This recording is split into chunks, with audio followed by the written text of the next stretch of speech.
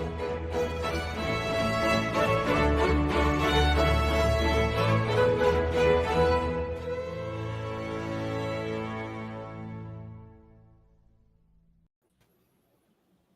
afternoon, ladies and gentlemen, and welcome to another episode of the Daily Friend Show. I'm your host, Lorimer, and today I'm joined by our man in Limpopo, Mr.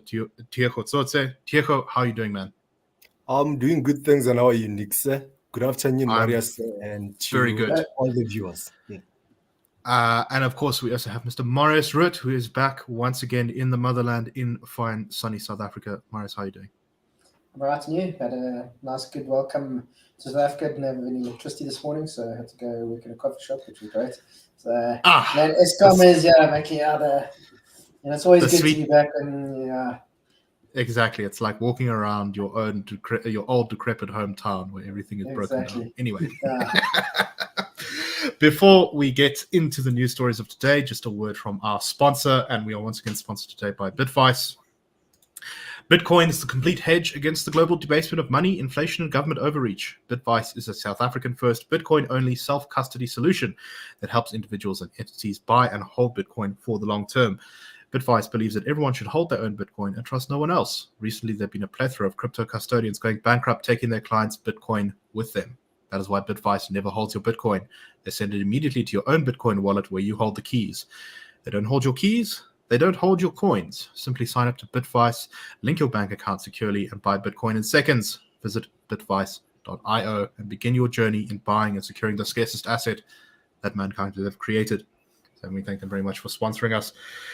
So let us get into the news of the day. And once again, we have chaotic coalitions and much excitement at local government level. And this time it happens to be in Nelson Mandela Bay, formerly known as PE, or currently known as Gqeberha. It's got sort of three names, which always makes it a little bit complicated. But anyway, the Nelson Mandela Bay municipality is having a vote of no confidence in its ANC mayor at the moment. So just as the ANC seems to be leveraging the DA out of power in Joburg, the DA looks like it's trying to leverage the ANC out of power in Nelson Mandela Bay. So I believe the vote is ongoing and the council sitting is ongoing. However, it had to be suspended recently in the last couple of hours, and I'm not sure if they've restarted again, as one of the DA councillors has claimed that they have received death threats for their vote of no confidence in the mayor.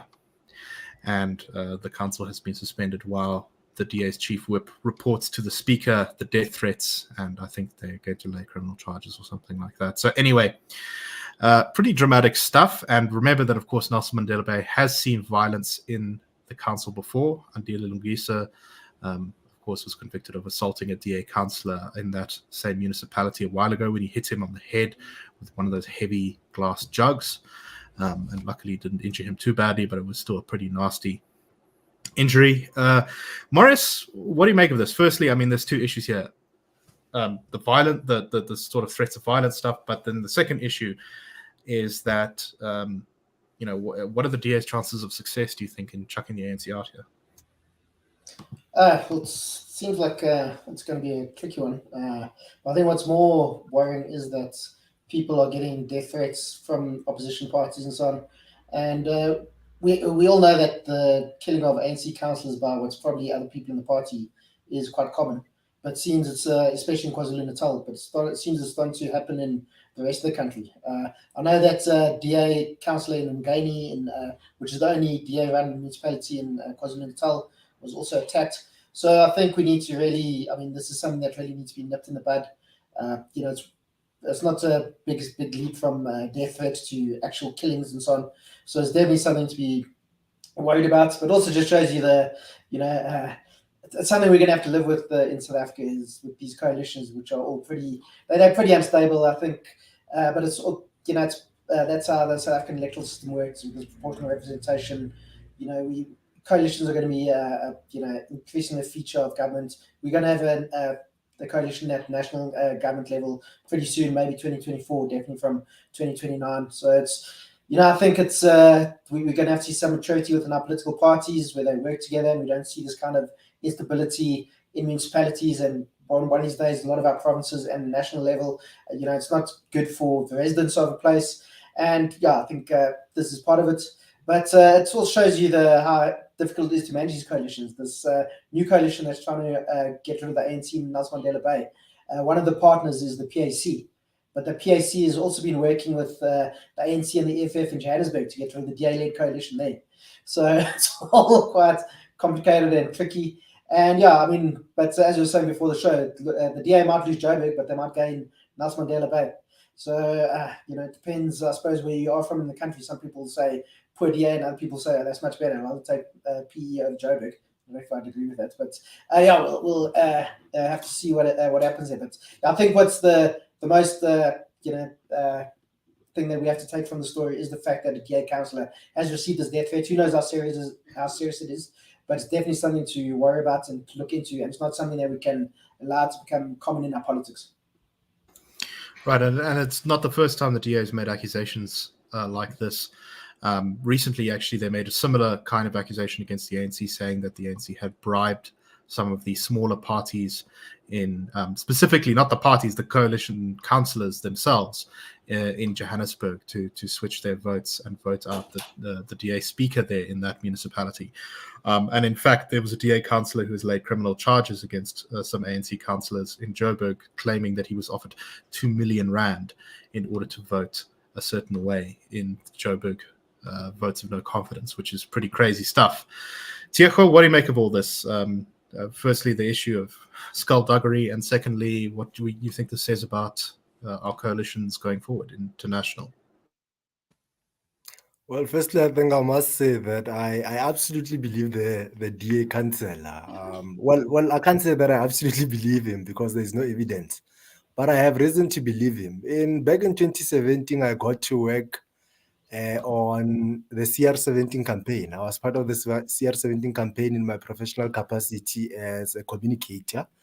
And I remember at one given time arriving in the Free State to do that very work with many politicians, including the former mayor of Mangaung. And, just arriving there as part of the CR17 team in my professional capacity, by the end of the week, I was probably offered tenders that could amount to around 15 million rands. So it is the nature of the African National Congress to operate in this manner.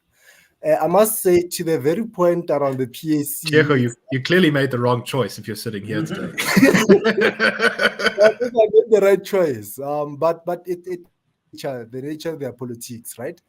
Regarding the PAC on one side in Johannesburg being with the ANC, on the other side being with the DA, for me, it's not surprising at all. I mean, since the inception of the PAC, since it was founded, I don't think we've seen a single policy document from the PAC around local governments and stuff of that nature. So they don't necessarily have a stance around these matters. They wake up and decide what they're going to do around the matters and stuff of that nature.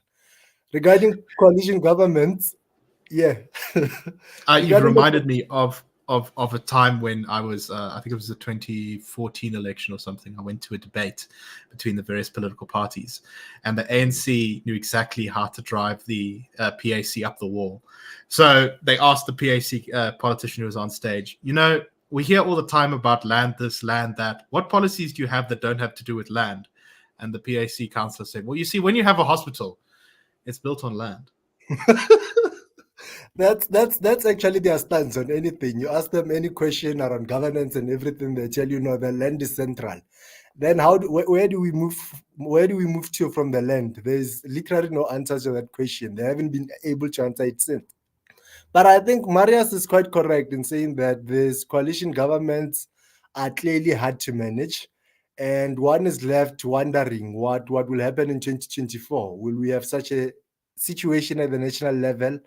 And if it's such a situation that we're going to have, how do we then begin coming up with strategies that could help us avoid it as much as possible? And I think, those are the conversations that I hope opposition parties that are looking into coming into governance, hopefully in 2024, are already having. Because really, if they don't already start working around these mechanisms, then we'll have a crisis come 2024, I reckon.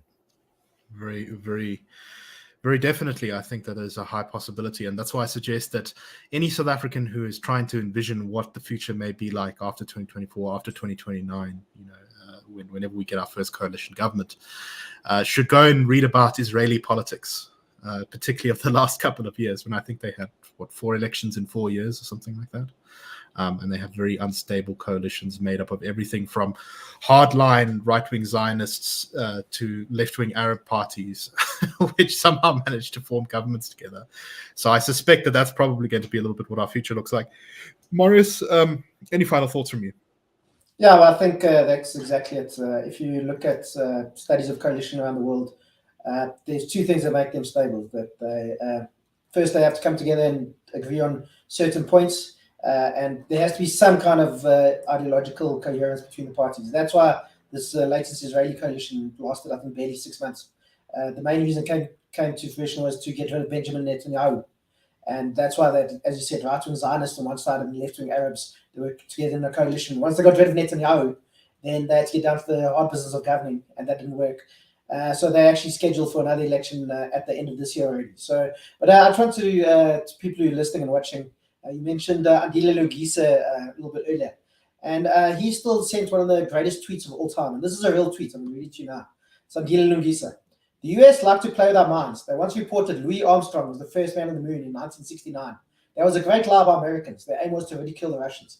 And this is a real tweet from Andile Logisa's real account, and it's still there. It hasn't been deleted. So these are the kind of people involved with the ANC, Nelson Mandela Bay, just to let everybody know. So the great Louis Armstrong landed on the moon. And I think he was followed by his brother Lance Armstrong, who landed, who was second, I think. But yeah. So... Yes, that's a real tweet. It's not from a parody account. The ANC has not been deploying its best to the to its municipalities. The poor people of the Eastern Cape. I mean, this is they are unfortunately doomed to suffer, I think, in the short term. Exactly. Okay. Right, so we're going to keep an eye on this story, obviously, and with all these shenanigans going on, who knows how long, if the DA does manage to topple the ANC mayor and form a coalition government there, who knows until the ANC manages to topple their government. As far as I understand, the coalition agreement put together by the DA does not, in fact, have enough seats to have an outright majority in Nelson Mandela Bay. So, exciting stuff. All right, Tiego.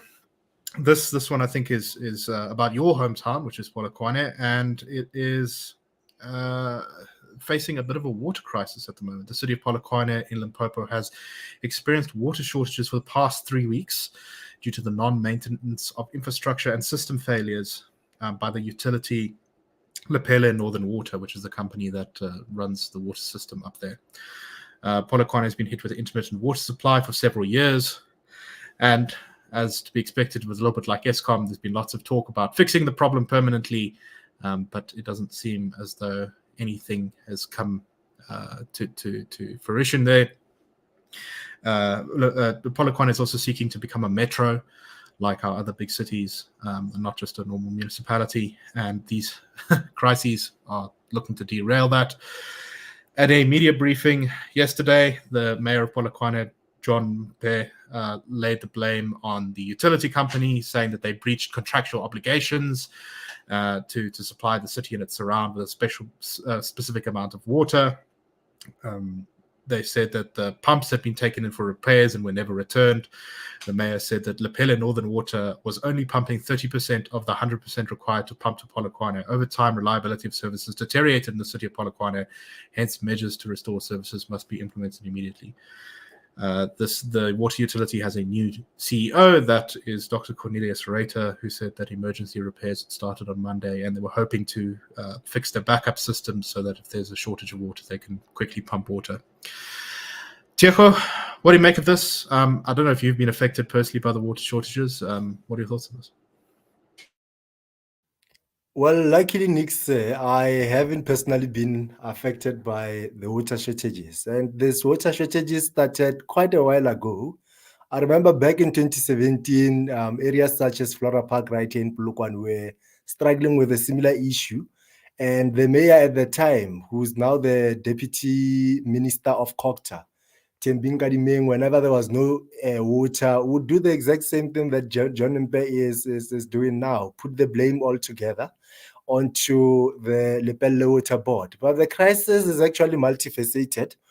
There's an issue indeed with the water board. The water board is not delivering the amount of water it should be delivering. Indeed, they are delivering 30% instead of the 100%.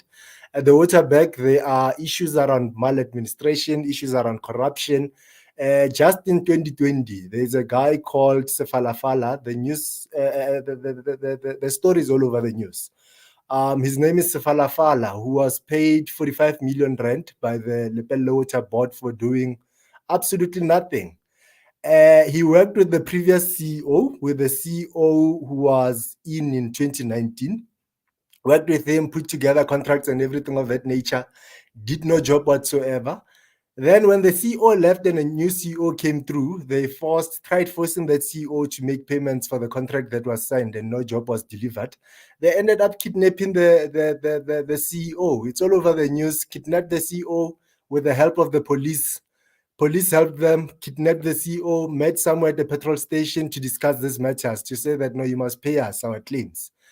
And that's a crisis we have in Polokwane, but here in Polokwane at the moment. But we also have a crisis with the city of Polokwane in itself. They keep on building dams all over in rural areas and stuff of that nature. In Polokwane as well, some of the areas where they build these dams, they haven't done real examinations in advance to check if water can indeed be located in those areas. So you check in Polokwane, there are some dams that are around with no water. People don't have water. There's no water around the areas because thorough studies were not done in advance. Secondly, there's the issue of infrastructure that's always breaking, because comrades in Polokwane hire, they give tenders to their comrades, and they're always looking at cutting costs and using the cheapest materials so the politicians themselves can get a profit from that as well. It's a crisis that we have here in Polokwane. It's a corruption crisis, both at the city of Polokwane, at the water board, at the water affairs department as well, that's overseeing everything. The most recent report I saw from water affairs discussing water issues in Polokwane, particularly looking at Capricorn Municipality and Polokwane, I think Polokwane was delivering less than 50% of water services that they had been allocated a budget to deliver, So it's really a crisis. Capricorn Municipality happens to be the only municipality here in Limpopo that's really functioning. I saw their latest report. They managed to get about 90% of their water projects done. The rest of the municipalities, some of them are sitting at 5%, some are sitting at 15%, some are sitting at 30-something. It's a crisis, but it seems to be a governance crisis more than anything.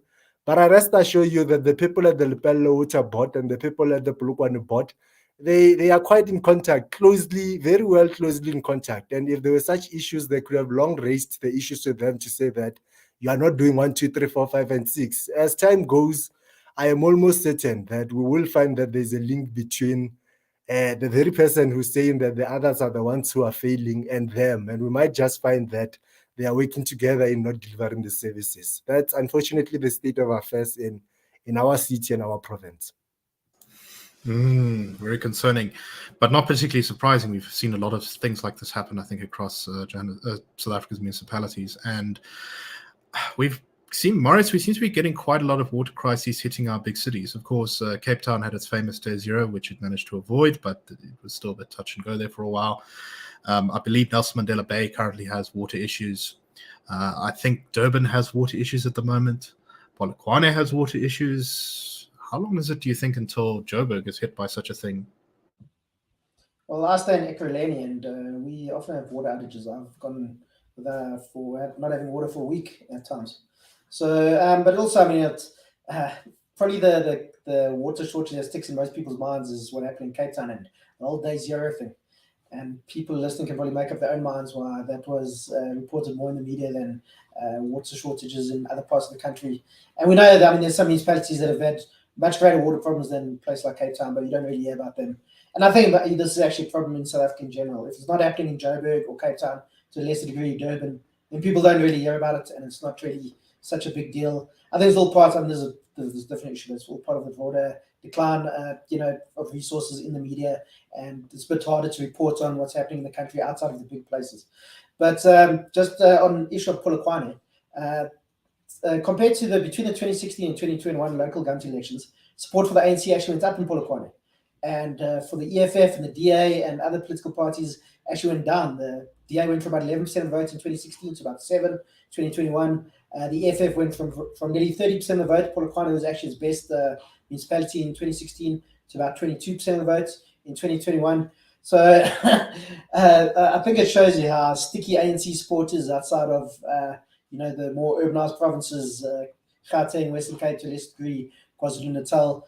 And if you look at the local government elections, the ANC had a clean sweep just about in Limpopo. I think maybe Tabazimbi and I think Modamole was the two places where it didn't get more than 50% of the votes. But just shows you how sticky ANC support is in certain places. And a lot of people are still going to support the ANC come hell or high water, out of loyalty, whatever the case is. But this is obviously not something unique to ANC supporters. You'll see it in many countries across the world where people vote for a political party because their dad voted for it, and his dad voted for it, and his dad voted for it, or whatever the cases there might be. So, yeah, and it shows you how South African politics is complex. Even if we see this kind of infrastructure breakdown in Polokwane, we're not seeing that the ANC is getting punished at the polls for it.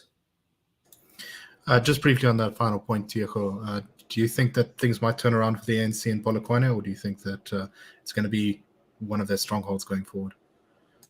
Well, I think because, the main thing that's causing the ANC support not to go down in Polokwane is because the main sector that we have in Polokwane is a public sector. So majority of the people who stay in Polokwane work for the government, either in departments, municipalities, and stuff of that nature. And really, but we'll revisit this idea another time, I think. The mentality of the people in Polokwane is quite different from the mentality of the people in Gauteng and the people in the Eastern Cape. I've gotten to live in all three provinces, and I think, it's here in Polokwane, people have the mind that the government is a god of some sort. You speak to young people about entrepreneurship. If you dare propose an idea, first thing would be, let's go to the government. I know who can find us, or who can fund us from the government. So there's a mental shift that needs to happen.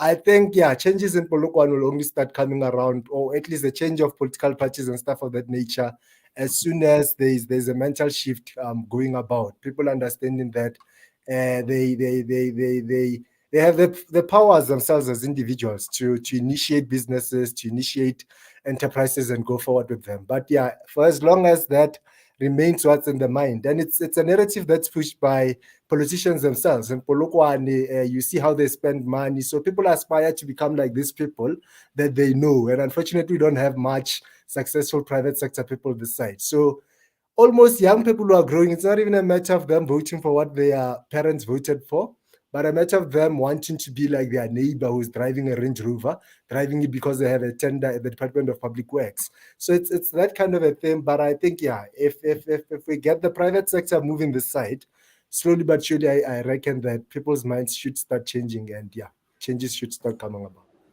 I think that's very interesting. All right, let's move on to our last story for today. And this is, we're going overseas now to talk about the world's largest democracy, though, of course, being India. An endlessly fascinating country that I don't think is that well reported on by anyone outside of India, mostly because it's very complicated. So India has, for the last couple of years, essentially had a big political contest between two major parties and a whole series of regional parties.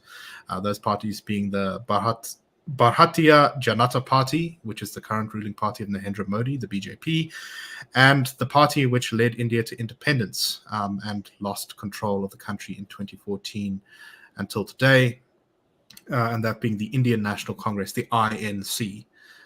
It's no coincidence that the ANC and INC have a similar name. They were formed at a similar time, or at least the ANC was formed in a sort of similar mold as the INC. As part of efforts to revitalize the INC, which has really been struggling in recent years to provide effective opposition to Modi's BJP, the leader of the INC, Rahul Gandhi, who is, I I think, a relative by marriage of Mahatma Gandhi. I'm not sure. Marius can No, correct me. he's not. It's just Is he not coincidence. yeah, it's just coincidence. Yeah, it's just coincidence. Yeah. But he's the son of he's a grandson or son of one of India's previous prime ministers, I believe. He's the grandson of the first Indian Prime Minister, Jawaharlal Nehru, whose daughter married a Gandhi, and she also became a prime minister. Correct. So, yes. Yeah, he'd be the third generation of Gandhi So of that family to be prime minister. He comes from a political dynasty, so to speak. And as attempts to revitalize his party, he's going to be following in the footsteps of the famous Mahatma Gandhi, who, of course, is a senior. It was a big influence on the INC around the time of Indian independence in 1947 by going on a 5-month-long, 3,500-kilometer walk through 12 of India's states, where he will hold rallies, talk to people, meet people, and sleep in makeshift accommodation at night. The entire journey is going to be live streamed on a website, and songs will be played the entire time. It's called the Unite India March, and it's an attempt to sort of push back against the BJP's political dominance by kind of showing that they are closer to the people. It's also an attempt to turn around the party's fortunes, which have really, the INC has really been doing badly. However, the opinion polling of India, which is, I think, a little bit unreliable to some degree, is showing that he's got a very difficult task ahead of him. Only 9% of Indians surveyed recently said that he would make the best choice for prime minister, whereas I think over 50% said the same thing about Narendra Modi. Narendra Modi is incredibly popular in India. I think generally he has approval ratings towards sort of 70%. This is despite the fact that in the same survey, 35% of respondents say that their economic condition has deteriorated under Narendra Modi's rule. So that's pretty interesting stuff. Marius, so we're very much outsiders when it comes to Indian politics, but it strikes me that this is perhaps not the right move. I mean, it's, as a political stunt, it's quite impressive, and I'd like to see politicians from, let's say, South Africa for a start doing this. I think it would be good for some of them to go for a nice long walk. But if you're just calling back to what Mahatma Gandhi did, this kind of seems like you're just sort of retreading the greatest hits. I don't know if they've got any new ideas. What do you make of all this? Yeah, I think that's spot on, and I think it's quite similar to the ANC in some ways. You know, often the ANC or the President Ramaphosa will hark back to the glory days of the ANC when it was in the struggle, you know, and fighting against apartheid. You know, the ANC is quite a backwards-looking party, I think. You know, they always look in the rearview mirror rather than through the windscreen. And I think the Congress in India is kind of similar, you know, and this is just a gimmick. You know, it's not going to change much. It's not coming up with any real reforms or what they can do to combat the BJP and make a difference. And you know, Congress is really doing very badly. It's only got 20% of the vote in the last general election in India. I think it only governs 2 of the 30-odd Indian states. So it's really nowhere. But it's quite dangerous, because for all the Indian National Congress's faults, you know, it's a secular party. It's you know, supports democracy. Whereas the BJP, it's, you know, it's really plays up to identity politics. You know, they basically say you can only be an Indian if you're a Hindu. And there's lots of outright discrimination and violence against Muslims, to a lesser degree Sikhs and Christians, but definitely against Muslims. So it is worrying that a party like Congress, who's always said India is for everybody, you know, you don't have to be a Hindu to be an Indian, where they're doing very badly, and where the BJP is kind of playing off this identity politics. So the ANC is probably a mix of actually the Indian National Congress and the BJP, where it's completely out of ideas, but still using these kind of identity politics things like the BJP is. So yeah, it's so as I said, it's you can see the Congress is obviously completely out of ideas, but it's worrying. And India is obviously a very important country. It's just became the 5th largest economy in the world. It's got the 2nd most people in the whole world, and it's probably going to overtake China this decade sometime. And as you say, it's a democracy for now. So it's definitely something that we need to keep an eye on. And you know, we don't want India to fall also into this authoritarian trap. But to a large degree, it does seem to be happening. Democracy is sliding back in India, and it's definitely something to worry about. And yeah, I think India is also a country South Africa can learn quite a lot from. But yeah, I think it's going to go through the next couple of years for India. Is probably going to be a bit of a roller coaster, and Congress could play a big role in putting India back on the right path. But we'll have to see what happens. It's also interesting, of course, that the INC did in fact embrace some reformist policies, very much like the ANC. It embraced kind of government-centric development for most of India's history, and then the 90s changed its mind and began to chop away the bureaucracy and cut red tape and embrace some free market reforms, which went a long way towards transforming India. But the party still hasn't been able to find its footing. Tiego, briefly before we end, what do you make of all this? Do you think that South African politicians should also go for a walk across the country? Well, I think certainly not. People will not eat a walk. I think we need to now start being. I think what needs to happen in South Africa is that we need to start being honest, man. We need to start being honest about a lot of things and fix where the direction that the country is taking. Honest around issues such as paying social grants to people who have kids. Someone who has 11 kids and we must pay that person. We must be honest about what's happening in our departments, in our SOEs, what's happening in our municipalities. The payroll is bloated. It must be reduced. I mean, government is overspending on salaries and stuff of that nature. I think what South Africa really needs is just an honest conversation and a dose of I think the government needs a dose of what the IRR does on a daily basis at work. The government just needs a dose of that and that kind of thinking. Get things together, and I think from there we can move forward. I think mainly our issues lie with our thinking, really, how we come up with solutions. We think we are coming up, well, I say we, but I refer to the government, really. So I think, the government really needs to sit down and rethink things. Working won't assist anything. No, definitely. All right. That is all the time we have for today. Thank you very much for listening. We hope that you enjoyed the show, and we will, of course, see you tomorrow for the Daily Friend Show. Cheers, everyone.